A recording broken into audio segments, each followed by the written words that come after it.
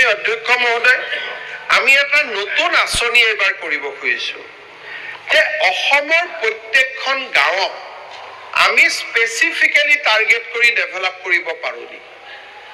যদি প্ৰত্যেকখন গাঁৱক আমি 1 কোটিকৈ টকা দিব পাৰোঁ, আগত প্ৰস্তাৱ আছিলে, সক্ষমতা নাছিলে, এইবাৰ আমি আৰম্ভ কৰিব খুজিছোঁ যে অসমৰ প্ৰত্যেকখন সমষ্টি 3, 4, 5খন গাঁও লৈ পেলাই আমি আৰম্ভ কৰোঁ যে আমি 1 কোটি টকাকৈ প্ৰত্যেকখন গাঁৱলৈকে আমি দি পঠাম। টাৰ্গেটেড এপ্ৰোচ যে গাঁওখনৰ স্কুল ভাল হওক, গাঁওখনৰ অংগনবাদী ভাল হওক, গাঁওখনৰ নামঘৰটো ভাল হওক। আমি আজি নেক্সট লেভেললৈকে যাব খুজিছোঁ।